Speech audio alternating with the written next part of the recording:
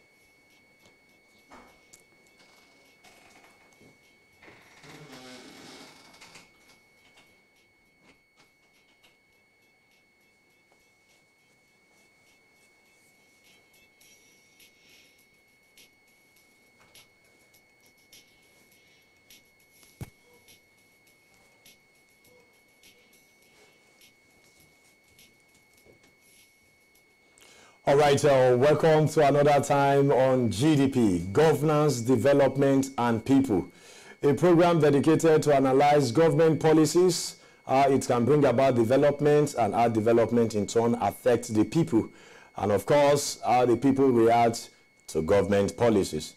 My name is TWITWI, AYENOWOWON. Thank you for joining us today on GDP on Citizen Information Network. Of course, on the program today, we shall take a look at lessons learned from the Ekiti gubernatorial election that happened on Saturday. If you recall, the People's Democratic Party has rejected the result of the election announced by INEC on Sunday. INEC announced the candidate of the All Progressive Congress as the winner of the July 14th election. We shall speak with our correspondents who were in Ekiti, and they shall give us more information about that as we shall talk about what we as a people learn from Ekiti.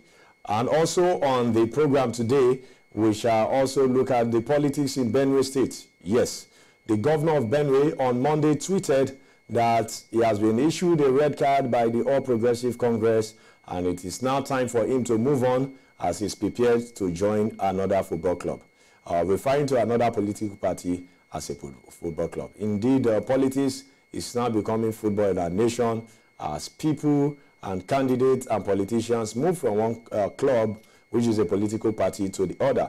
We shall have the Chief Press Secretary to Benue State Government to join us on the program, and we shall bring to you developments and events happening in the state. And also, we shall have Mr. Martins Moringa, who shall also join us from Makurdi, the Benue State capital. And later on in the program, we shall look at the Saga, certificate Saga. Of course, our finance minister, Kemi Adeosun, does she has a NYC certificate? What are the issues? Why has she been silent all this while? What are the possible things that could happen if it's really true that she forged a certificate? These are the things we shall be looking at on the program today.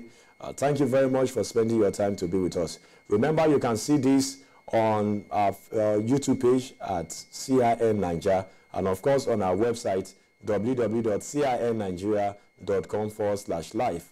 And do not forget also that you can just monitor us on Twitter at CIN Nigeria, and on Facebook CIN Nigeria, and Instagram at CIN Nigeria. On Instagram, I'm TWITWI Post, and on Twitter, I'm TWITWIYAN. TWITWIYARN.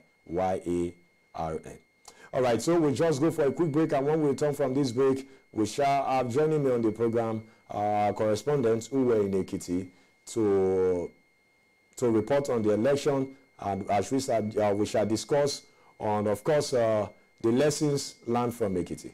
And also I'll have Barrister Adeosun to join me on the program. So just stay with us. We'll be right back after this break.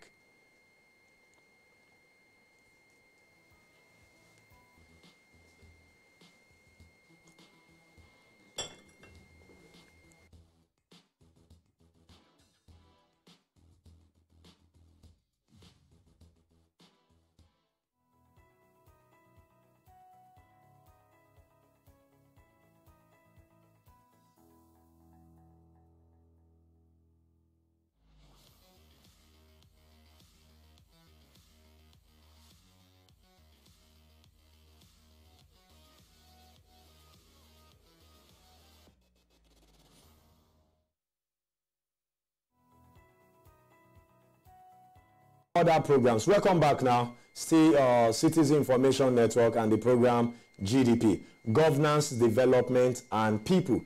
So as you've just seen, we have so many other programs on our network. We have the Street Assembly, which is popularly known as TSA. On the Street Assembly, what we do is we go to the streets to sample the opinion of Nigerians on national issues as reported on pages of newspapers. You know, say we don't get the National Assembly, we get state houses of assembly, and the Street Assembly, now the assembly for the people on the streets, we really get Nigeria. So that now the Street Assembly. Now, back to what we have on the program today, governance, development, and people. Of course, the first topic we shall be looking at is lessons learned from Ekiti. Recall that before the July 14th election, people don't talk widely spread, say, Ekiti go dey violent, Ekiti go hot, especially with the deployment of 30,000 policemen to Ekiti State. It make people, they say, wetin won't really happen for Ekiti. Some people don't run out of Ekiti, but at the end of the day, as we do now, wetin we experience, we say, the election don't come, it don't go, no violence, nothing. And in fact, most people who did on the day of the election say Ekiti State, they're very peaceful throughout the election, and even till now, it's still very peaceful. So, we want to look at the things where we need to learn from Ekiti. If Nigeria election go to be like Ekiti. All right, now we get one of our correspondents with the Ekiti, see everything on the election, and then get to talk to us now on lessons where we learn from Ekiti State. Hello, Ikechukwu. TWITWI, good afternoon. Yeah, good afternoon, Ikechukwu. How are you doing today? Very fine, thank you. Welcome back from Ekiti. Thank you very much. Man, you know this talk like this without shopping, yo. Ekiti was an experience, I say. Of course, truly experience for everyone and even everybody for Nigeria. So we really want to look at lessons learned from Ekiti now. But just to give the highlight now, we know some of the plenty dramas will happen for Ekiti. How it was reported that NBC shut down the state media because they announced a result different from that of INEC. They go announce results when INEC never announced at all. And people go all be expecting that kind of thing supposed to lead to crisis, riots, and chaos everywhere. But the people of Ekiti still maintain peace, maintain calm. And even despite the fact say the People's Democratic Party don't come out to say they reject the result, APC, they're completely peaceful. What do you think say they're responsible for all this? Basically, from what I observe and gather so far for Ekiti, I think our people never really come out to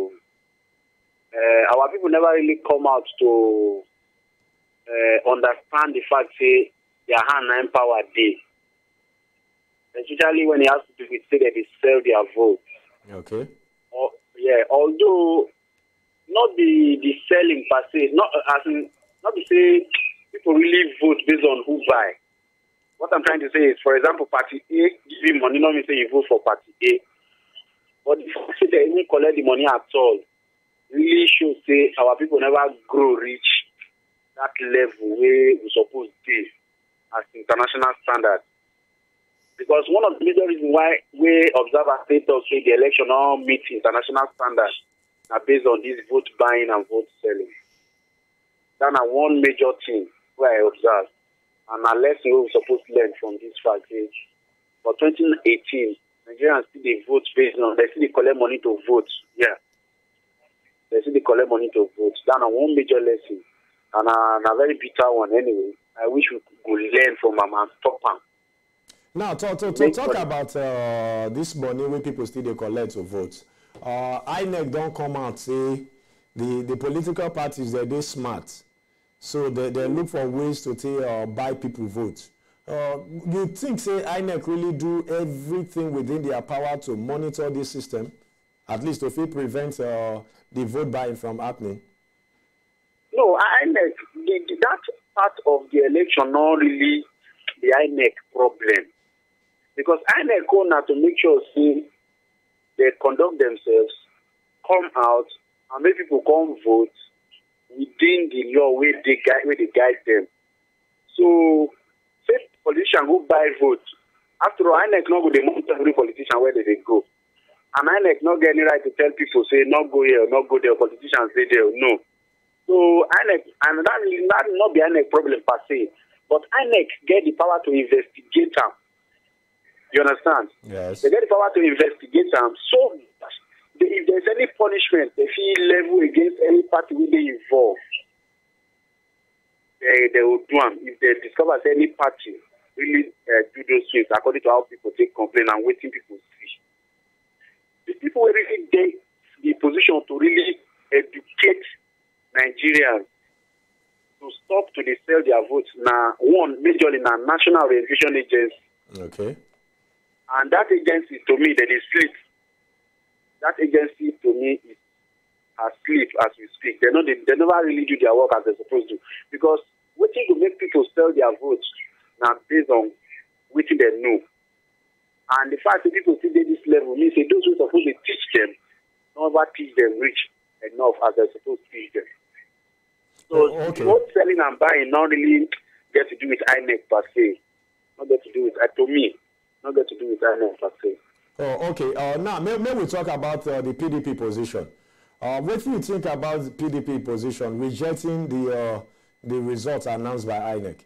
Because according to the National Secretary for PDP, in fact, PDP, like the National Public Secretary, Kola Ologbodio, he don't comment, and the PDP as he described the election as electoral banditry. They say the result where INEC announced is completely different from the result where their agents them gather from the different polling units. And two arguments for there.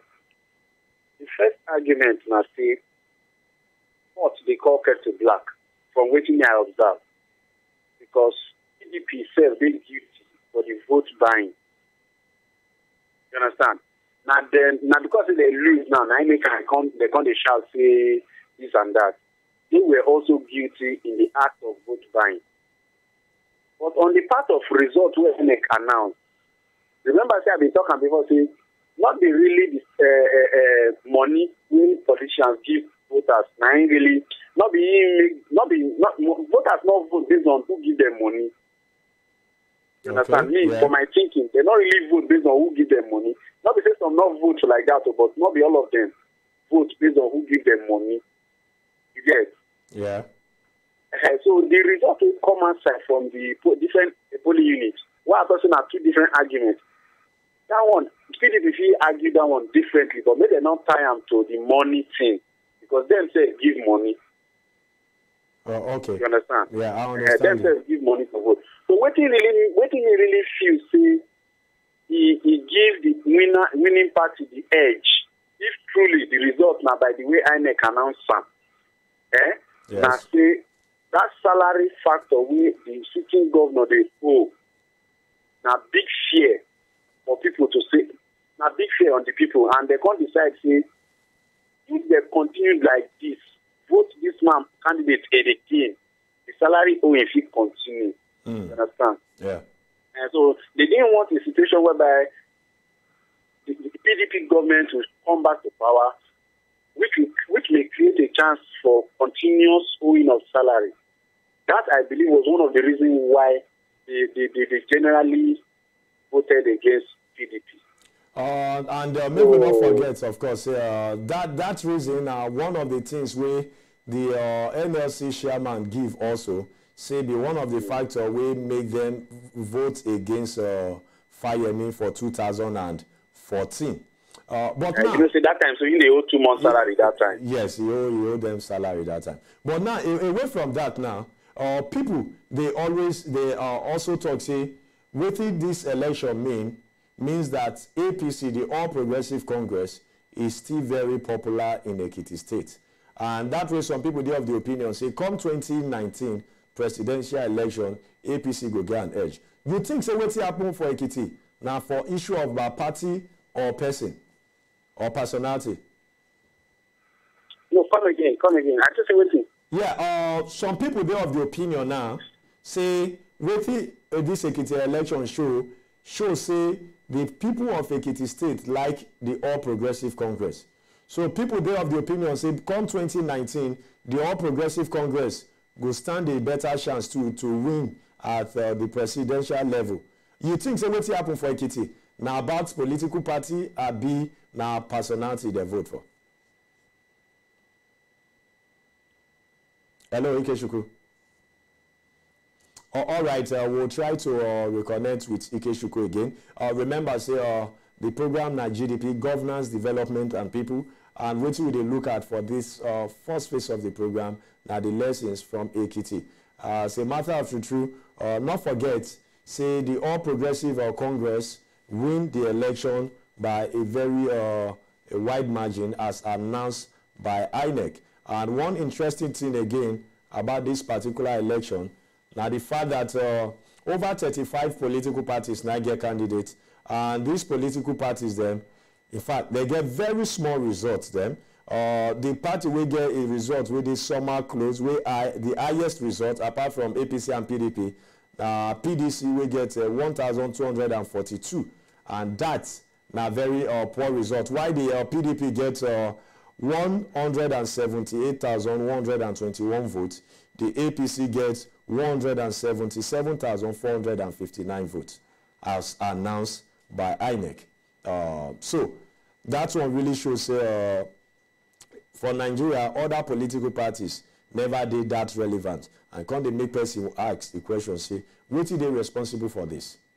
You not forget, say, if you join us on the program too, phone number where you fit join us go show on the screen. Remember again, say one of the big questions be say that APC win for Ekiti State really means say APC, the Ekiti people love them, or Ekiti people vote for personality. If you join the conversation, tweet at CIN Niger, at for Instagram CIN Niger too, and Facebook CIN Niger, and of course you can watch us live for Twitter for YouTube at CIN Niger, and for our website www.cinnigeria.com/live. So okay, we dey try to connect with Barrister Adeosun Hassan. We will help us look into this whole discussion too about the lessons from Ekiti. Then, importantly, not forget, you self join the conversation. Let us know, now popularity personality they vote for Ekiti, or they vote for the All Progressive Congress. And what did this mean for us come 2019? Okay, we still try to reach Barrister Adeosun Hassan. We will join us on the program to help us look at all of these issues together on the program today.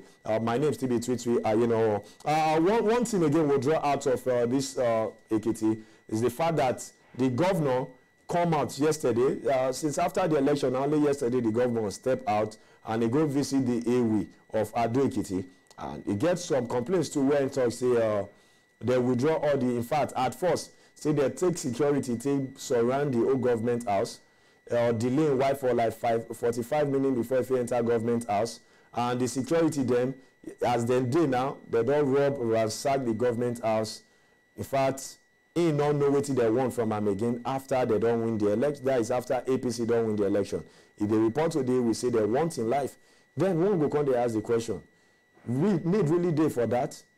Or maybe government do that because of the report say the governor announced results using the state media way different from what INEC announced. Maybe the government put them for that place, send security go, so that chaos no go there. Now we get a Barrister Adeosun. Okay, Ikechukwu don't join us back on the line now. Hello, Ikechukwu. Yeah, thank you. Yeah, so before that disconnect may happen, they say some people do have the opinion, say the election for Ekiti, the people vote for political party, while other people say na personality they vote for. Those who they argue say na political party, their argument be say it shows say the All Progressive Congress still dey very popular, despite what some people think about them for Nigeria, and that come 2019 will give them an edge again. Well, what do you think from what you see for Ekiti? First of all, my own thinking, based on what I observe, now say people vote for personality, not the political party. Okay.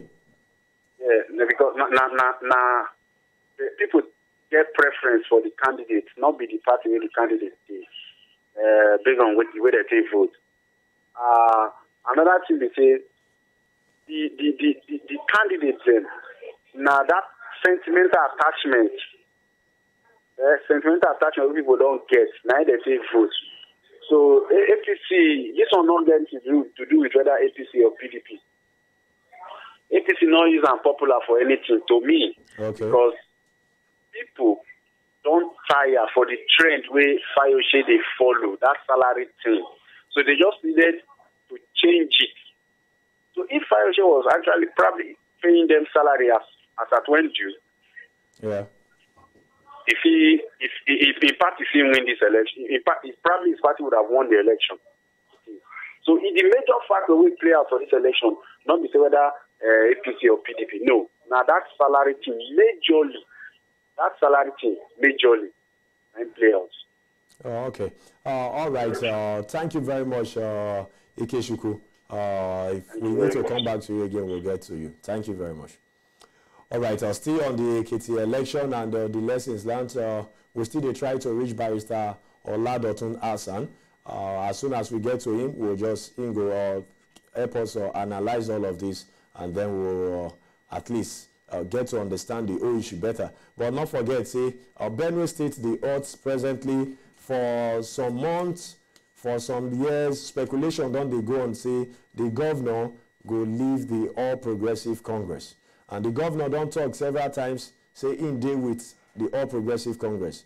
And he never talk on any public function against the president, and he always believe in the party. But shockingly on Monday, we see a tweet from the governor and even from his chief press secretary to say the party APC don't give him red card, so he go look for another political party to join, and he referred to the political party as a football club. That now the tweet you get on your screen now. I've been given a red card by my party. I don't know what will happen next, but I'm waiting. If others approach me, then I will tell the Benue people that I'm joining another football club. Now, before the broadcast, before this live broadcast now, I reached out to some journalists for Benue State, and they confirmed to me, say, the governor gave for Kwara State, as at that time, about 4 o'clock, he paid a visit to Bukola Saraki. And of course, we know the position of Bukola Saraki and other members of the RUAPC, where they don't sign MOU with the PDP and other political parties when come. So maybe the governor will soon announce where he won't go.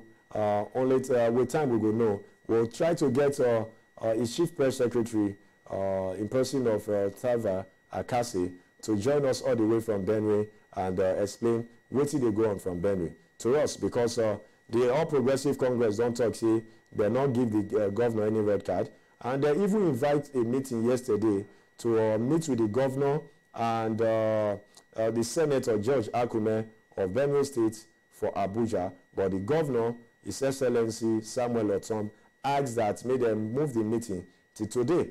But today now, we never know if the meeting go hold or not.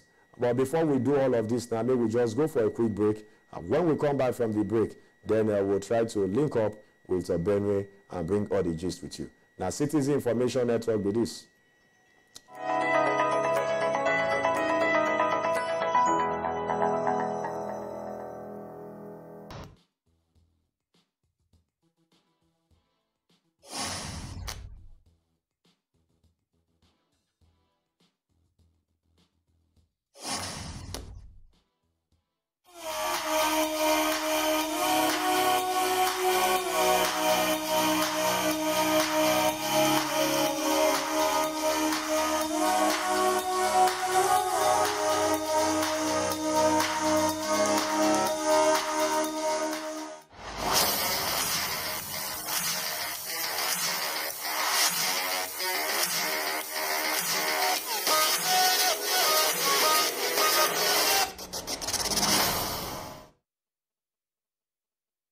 All right, welcome back. Still 951 was still Citizen Information Network, and of course this na GDP. Okay, if you wonder what happened there, you know, say yes.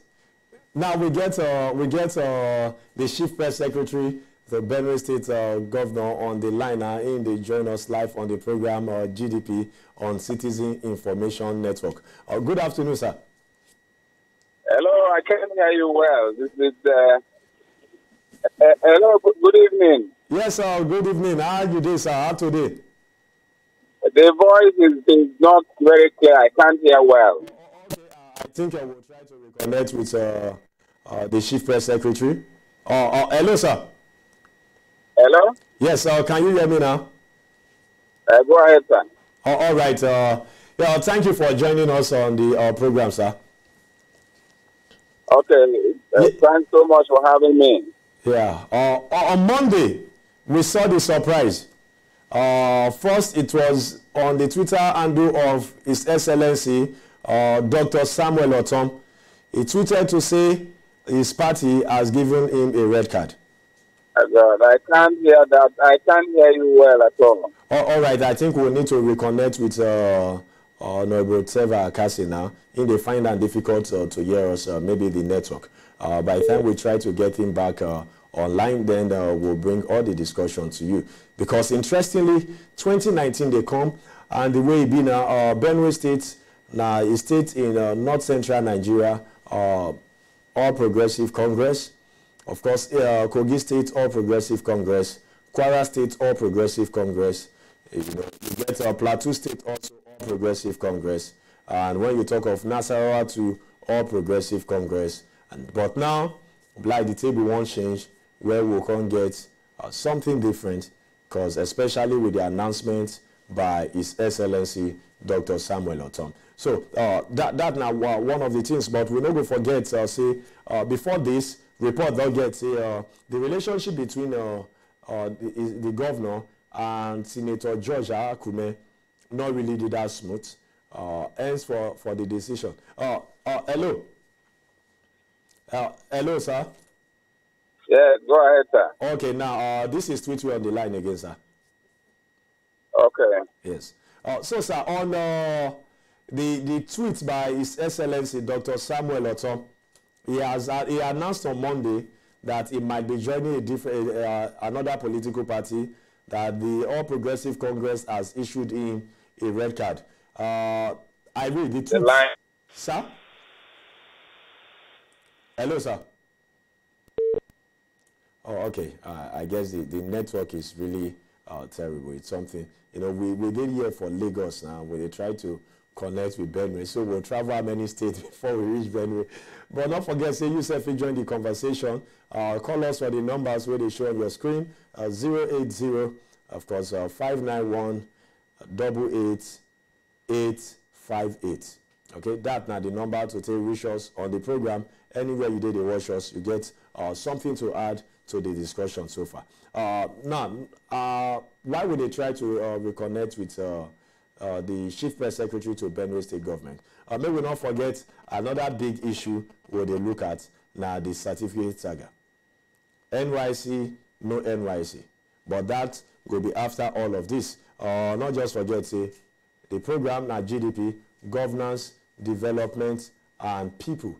Governance, development, and people, and a program where we look at government policies as they bring about development and how the development in turn they affect the people. Okay, of course, on Citizen Information Network. Why my name at TWITWI, AYENOWOWON. So now, still on Benue, because one of the things where the governors talk, they say, in no go fit undo the law we don't make life better for people, and that now the anti-open grazing bill for Benue State, law for Benue State, yes, now law, where they pass to allow for ranching and criminalize, make an offense for people to graze openly, to they carry their cattle openly up and down. And according to the state governments, these don't really help in so many ways to reduce the attack and all the crises where they go on for Benue State. So we will find out from the Chief Press Secretary if the anti-open grazing law, now one of the things will really cause disagreements for the party for Benue State, why the governor don't make up his mind to leave. According to the governor, he said they show him red card, but the chairman of the All Progressive Congress, Adams Oshomole, all right, sir. Hello, sir. Comrade Adam Oshomole don't come out to talk, say, they not give the governors Otom red card at all.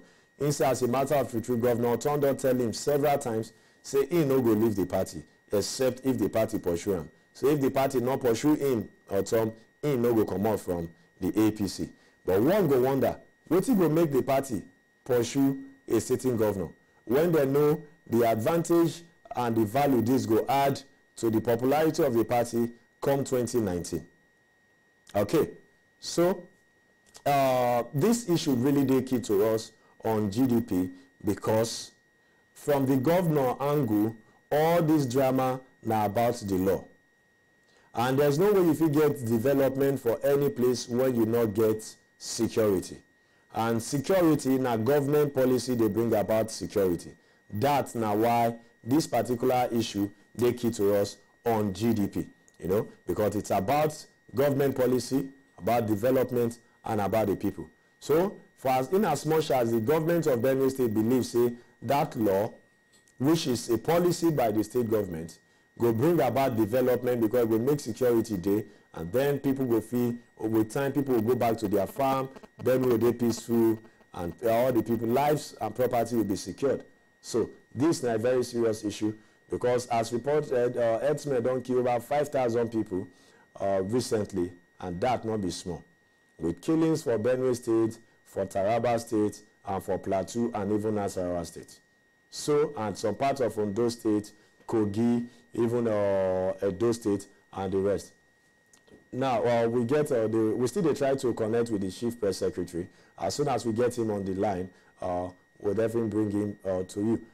Now, move on to the other topic, the other issue we want to talk about, which is on the certificate saga. Not forget, ladies and gentlemen, say the report first come out as Saga reporter put on, say the Honorable Minister of Finance, Kemi Adeosun, forged NYC certificate. They say he not get certificate, he not serve at all. And how this still be important? This is a very big issue because forgery is a crime for this country. And for some time now, the people they expect the Honorable Minister to speak out, but he never speak out. He never say anything at all. And now, this organization, budget, we they all about to analyze budgets and even track budget implementation and all the rest. Don't come out again. Say, it is quite funny how the minister decide to be silent. What did happen? Is it that a case of, say, the minister not really know the implication of her silence, or she agrees, say, true, she forged, or she they try to cover up? Now, a former civil servant, well known on Twitter, Dr. Joe Abba, tweeted recently to analyze some of the processes we go dey involved. Because before the NSC go feed the NYSC, they will definitely go through all the archive, find every information to see if true in do NYC or he gets truly exemption letter or na something with them forge. And now, if na a case of say true she do am, she not forge, NYC go want release official statement and of course release proof and evidence say true she not forge, she not commit the crime where they are alleged of. But again, if it possible say NYC do their findings and discover say the allegation they right, NYC no go fit come out directly to talk. NYC go first one meet with Oga for government, do meeting because that matter big past the amount for the NYC direct DG. But then again, we will not forget, say the NYC Oga na military man. So, he didn't expect to say no go fear anybody, no fear anybody to carry out in job. But then again, the Ministry of Interior, na former general, the head, and our president are former general, so generals through the government.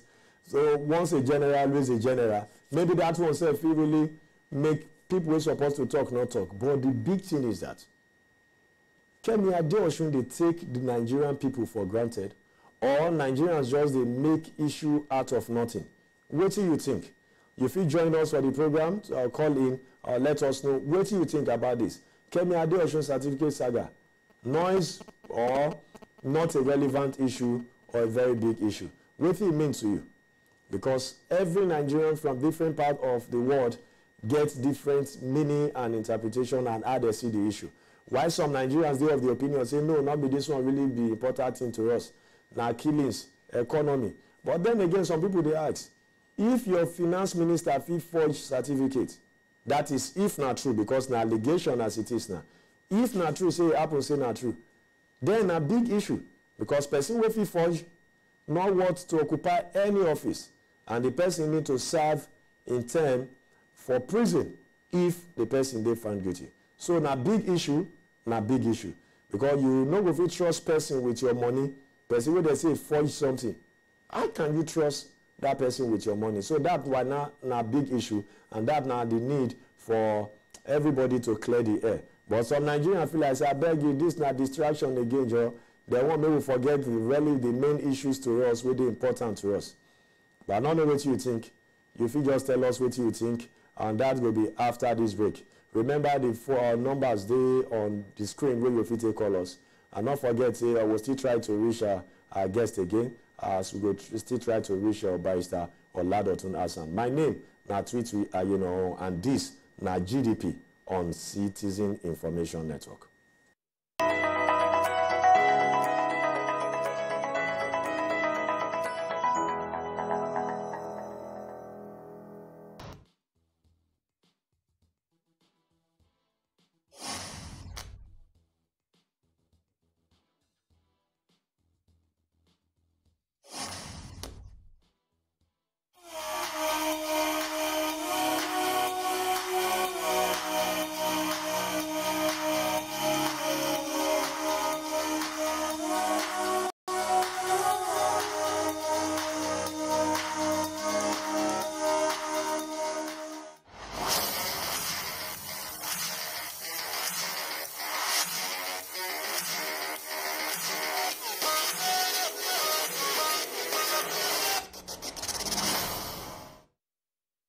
So welcome back now. Still 951 was over.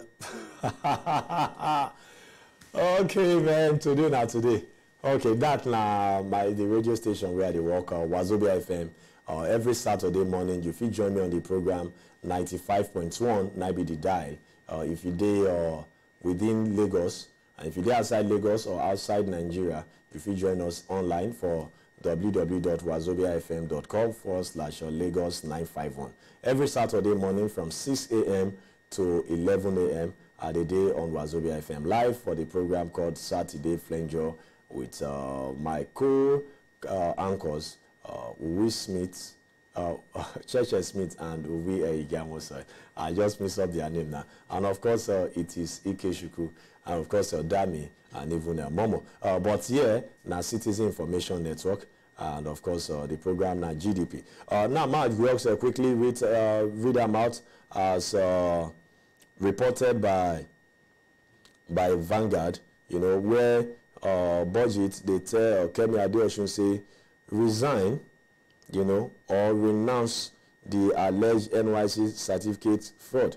Because for how long now where this thing don't come up, you know, go just keep Nigerians mute and act like nothing they go on.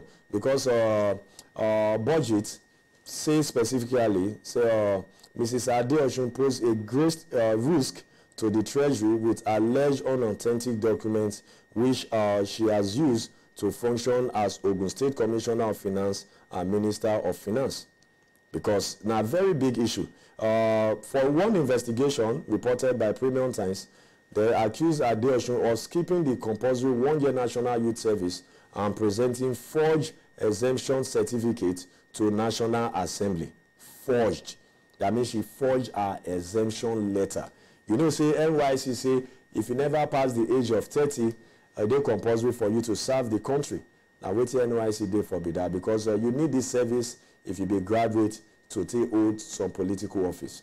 Then again, as a matter of truth, if you never reach and you want to exempt yourself, you go right to NYC, state reason why you want to exempt yourself from service, then they'll give you exemption letter. But one big thing, one interesting thing so far with all this discussion we need to look at.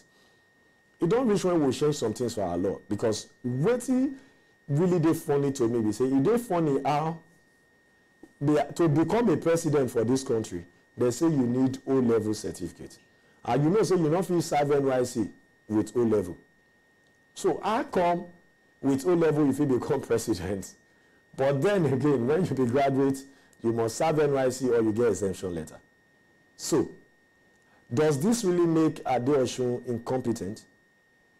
If she self knows say she not serve, why she go on forge certificate? You know, she really forged this certificate.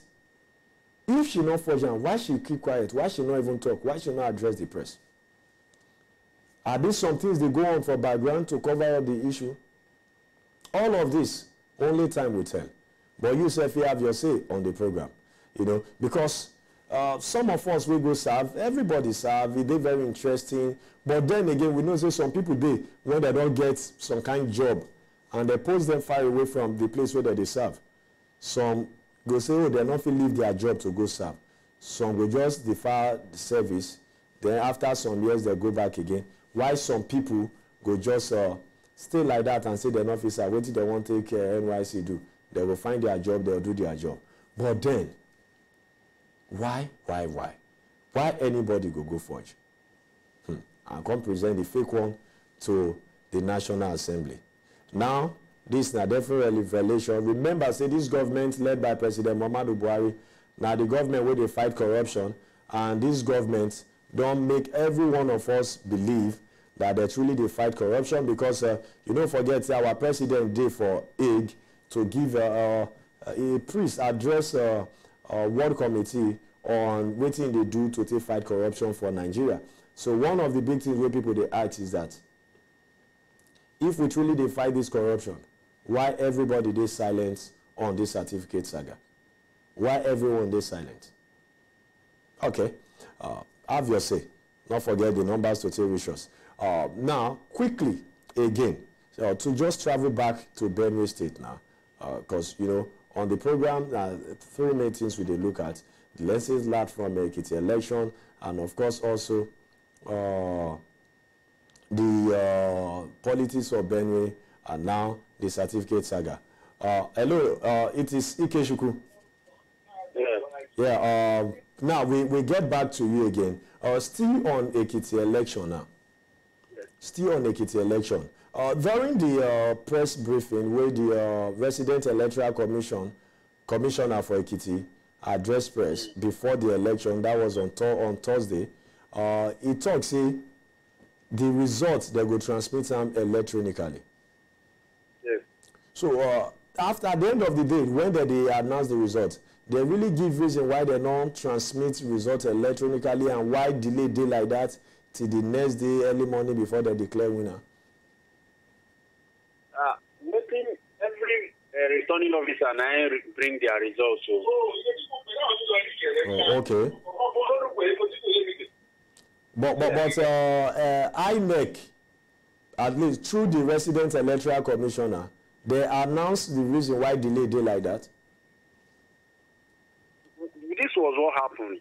Although the REC had promised that election result will be transmitted electronically, but maybe the other statement was for internal consumption only, not for the public. Okay. Because every local government had their returning officers bringing their own results to the table. Oh, okay.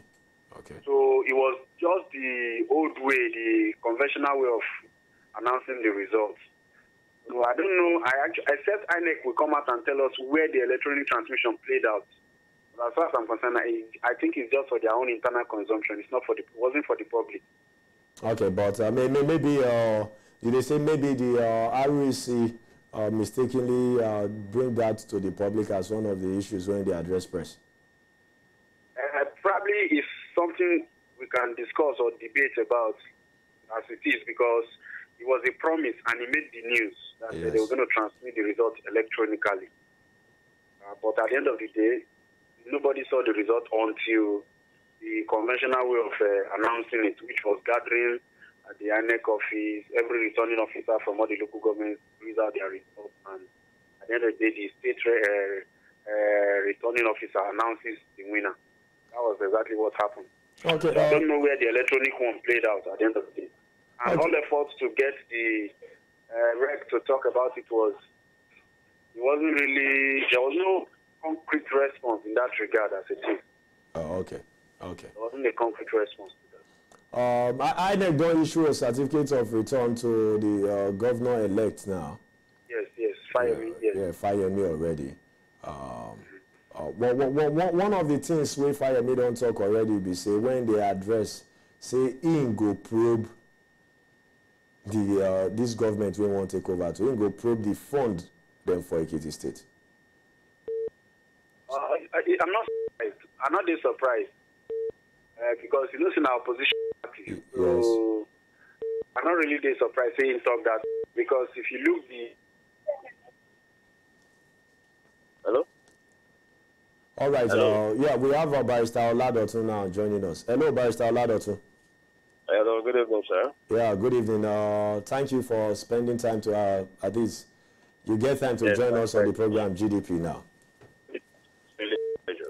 All right. Before we reach to you, maybe we start with the issue we've been talking about the go now.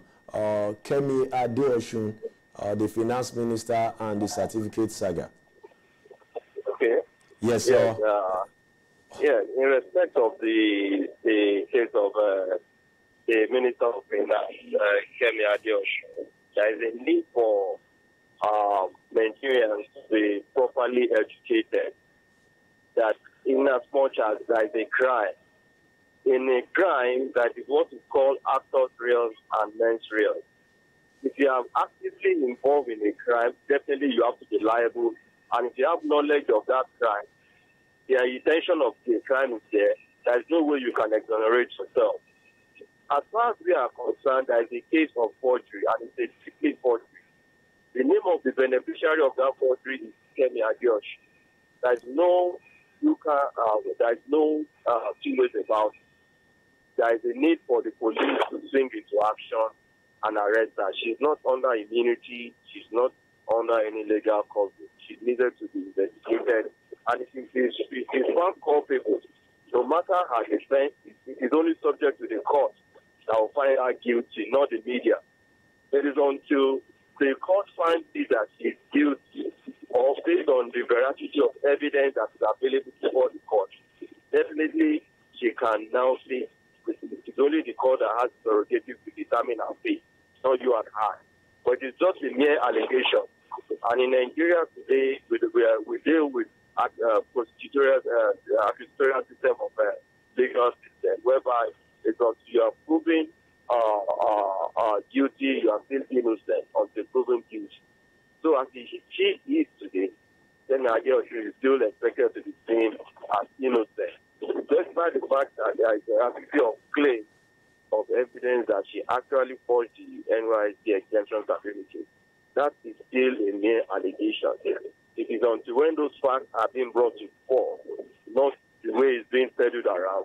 Definitely, the Minister for Finance has tried in her own bid to stabilize to do her own job. There have been a lot of good side of her job. She's been able to reawaken the NFPC, all the parastatals of government are all to more constructive attention when it comes to the economy and finance of the economy. So we cannot rob her of our own good side of his office. But even if there are some cabals that are behind, that does not mean that she should be exonerated. There have always been several cases of certificate forgery in the past, and those are being subjected to proof. So, in that respect, I still believe that she has the legal value to defend herself at the court of competent jurisdiction until when a charge is being preferred against her. And at that date, nobody has preferred any charge against her. So she's still innocent. Oh, okay, now, Barrister Adeosun, let's look at it now legally.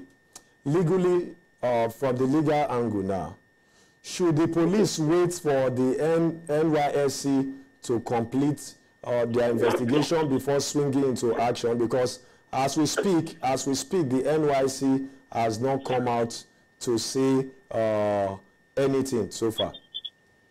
Or should the police just go swing into action based on the allegation at hand? You cannot preempt an allegation, and you cannot work in isolation. There is no rule of law. We are in a democracy, not under a fiat military system. Everything, there are procedures, even in a police station. The police now will not just pick you without you writing a statement, without you defending yourself, without a proper due diligence investigation. So it is until when this interrogation and investigation is concluded. And it doesn't mean that it's only an IG that can pursue that action. Ordinary divisional police officer can pursue that action against the honorable minister. So we should not be looking for the IG to be the one to prepare charges against her. Not because she's highly placed, but nobody is above the law. But what I'm saying here is that, as a date, she's still innocent until she's proven guilty. Okay. At least West said that she's innocent until proven guilty. Now, on the other issue, away from the Kemi Adeosun, in fact, before we move away from this, what could the penalty be if a court of competent jurisdiction find her guilty? Huh? Well, what could be the penalty should a court of competent jurisdiction find her guilty? Yeah, for a court of competent jurisdiction, are you saying for her to be brought before a court of competent jurisdiction? No, yes, that's if the issue is brought before a court, because as we know, it's forgery, and the allegation is. In every case, the fact of the case, the court must have a jurisdiction to hear that matter. Okay. In respect of this case now, it is a mere matter that can be taken up at the magistrate level and or the high court, depending on both courts have jurisdiction, because we are not talking about financial issues. If it is about financial claim, there is some set of court that does not have jurisdiction on some amount of money, and there is a limitation to what the magistrate court can handle. But in this respect, the magistrate court can handle it, nor neither the state high court. So in law, the reason why we read jurisdiction at first is that where was the crime committed? Yes, the crime is committed in Nigeria. Yes, the agency that is in charge of the place of crime is NYSC. So it's a federal agency. So the matter can be treated in any state of the federation where the complainant. We have not seen a complainant coming forward. The only person that could have raised this up now is the Attorney General of the Federation. He has the power to institute such legal action, nor neither the police themselves have the legal action legal power to investigate such information. It is a matter of public importance.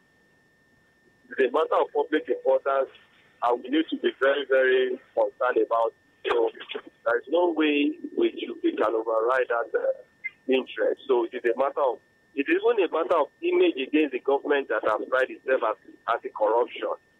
When we are talking about this issue of Kemi Adeosun now, it is a minus. It is a minus to the administration of Buhari. If the president could not have queried and raise up a query letter on the minister to submit himself to the police for proper investigation, and meanwhile, he should have resigned. It is only in Nigeria that you find someone who wants to die tight approach in a matter that they need not even stay in such an office, because staying in such an office can affect it will negatively could affect the process of investigation. And if anything that will tamper with the process of investigation will be seen, such person ought to resign his position. But in Nigeria, it is as if we are too politicized to be blinded to criminality. So I still believe strongly that there is a need for us to reason properly and see things from different perspectives. All right. All right. But minus for the anti-corruption war of President Muhammadu Buhari, it needs to be seen. But mainly, there have been a lot of cases that is bordering on illegal issues surrounding his lieutenant, his ministers. We've seen a whole lot of issues around him. So this is not the first of the kind. So it's as if that the presidents and the Nigerians are used to it already. Okay, so are you saying nothing might come out of this? Well, as far as they are concerned, it is from the night that you begin to, even the weather forecast, you would have seen how the weather of tomorrow will look like from the meteorological scientists would have defined how tomorrow weather will look like by the batch of what today is. As far as we are concerned, I've not been too comfortable and too aligned to the approach of President Muhammadu Buhari in fighting corruption, especially within his arm, within his party, within his home. There have been a lot of allegations and a lot of issues surrounding that the administration, which I believe this should have been a real opportunity to prove to the whole world that is really the anti-corruption protagonist he confessed himself to be. So if we are to be confident, there's a whole lot of things we have to look at, and justice needs to be manifestly things to be done. And justice is not done in isolation. You have to let the whole world know that you are really prepared to effect justice. All right, Barrister Adeosun, we'll go for a break now. When we come back, we shall take you on. Oh, okay. All right. Now let's go to the Ekiti election. Before the election on Saturday, July the 14th, it's in fact there has been people proposed and some people just speculated that there will be chaos and all of the rest during the election, especially with the deployment of 30,000 policemen to the state. Can't make some people call the fear and all of that. But Saturday has come and gone, and Ekiti State remains peaceful. The people are peaceful, they are calm. There was no chaos, no violence reported anywhere. What should we as a nation learn from Ekiti? Well, for me, I would say that in the 21st century, Nigeria is still living in the past. It's quite unfortunate that in the 21st century, we'll be guiding an election with so militarized setup of over 30,000 policemen, with additional military, with additional FRSC, prisons. Every agency of paramilitary agency of government was seen at that election, which ought not to have an issue. I don't see what prison officials should be doing on an election ground. I don't see why military men should be doing on our election ground. But because one thing is so fishy here, it is either that this thing is meant to favor one arm of the divide. And that I see as most unfortunate, that our democracy is really bleeding. And we have not been able to come out of the woods. As far as Nigeria is concerned, since 1960 till date, we've always witnessed different type of mayhem during our election rituals. The election rituals in Nigeria have claimed many lives than ordinary crisis as we are finding ourselves in. Looking at the world here in the 60s, you're looking at several other crises. In 1993, people died because of election. In 2007, people died because of election. In 1999, people died because of election. Even as far as the election, even if you have not recorded death, no matter what the threat and the kind of incident preceding that election, the kind of way the whole thing was muzzled up, the kind of way the PDP campaign was obstructed, those are really anti-democratic. It has really shown that they've committed acts of duress. They've used undue influence of the power of the federal might to institute such a measure. Though it might have been seen as a reprisal, as being protected from different angles, even if for the fact that I condemn it in whole song, that what Fayose did in his own in 2015 in the post-2014 election shouldn't have replicated now, because they are professed to be anti-corruption free government. They should not consolidate on the evil of the PDP, but rather we've seen a whole lot of same of the same. Nigerians are more confused. Nigerians don't even have trust. So the most unfortunate thing is that the people themselves lost hope in the democratic process, and that is why money cannot be the determinant factor It is an election that has been good buying.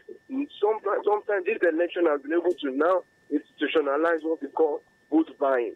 You begin to see what is called contracting votes now. People will be contracting people's interest ahead of election on how many people you can raise. It will become a business that people will begin to invest billions on in order to earn people's votes, because people don't actually see value.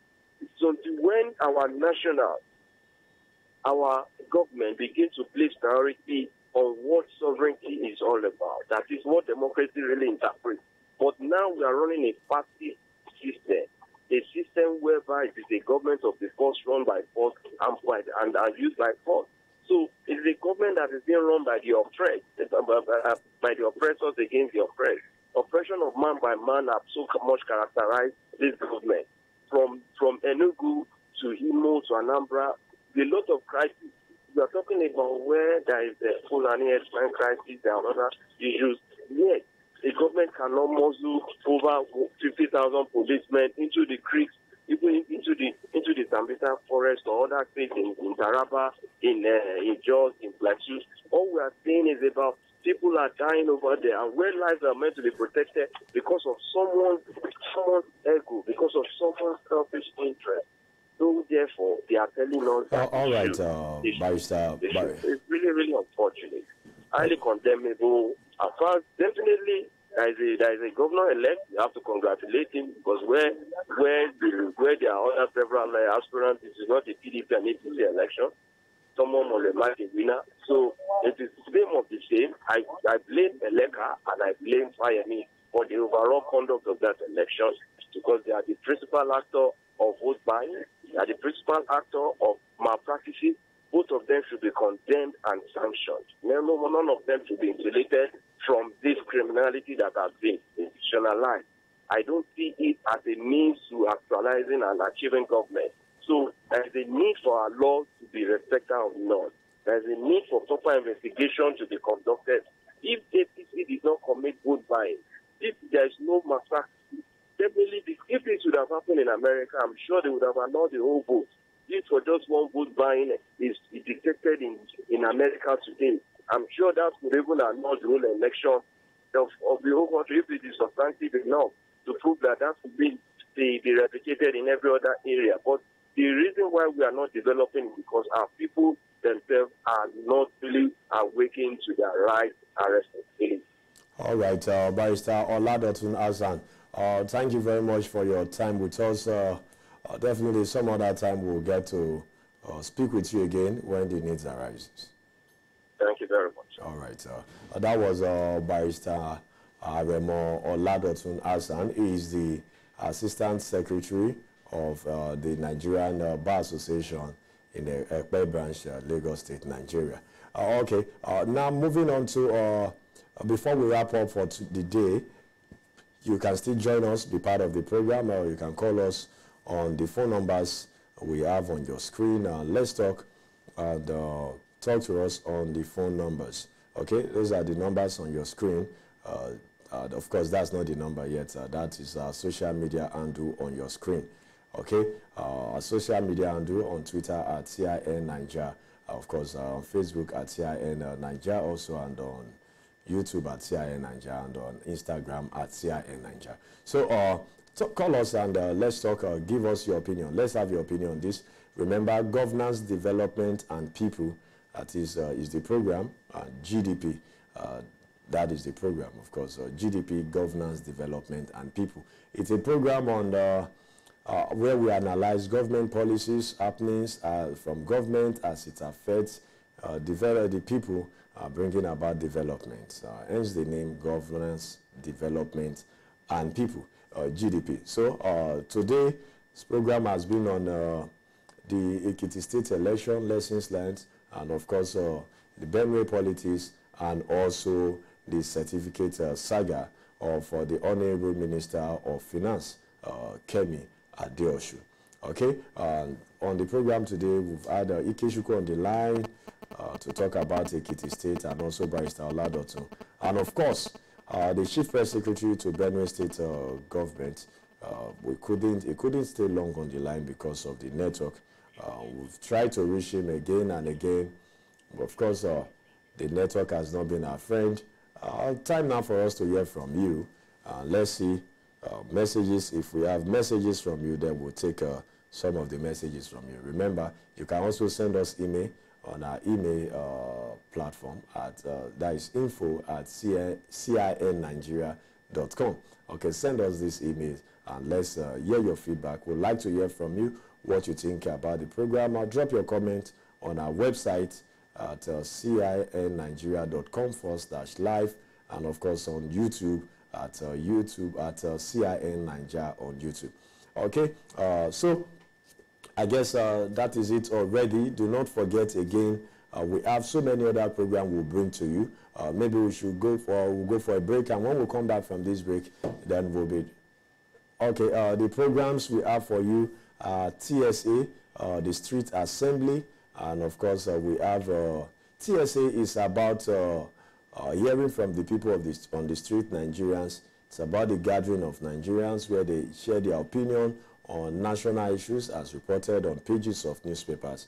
And of course, we have another program, BSP, that is Business Standpoint. This is a program on the economy, and it's a program that makes you understand how every decision of government affects your pocket and how everything is all about the economy.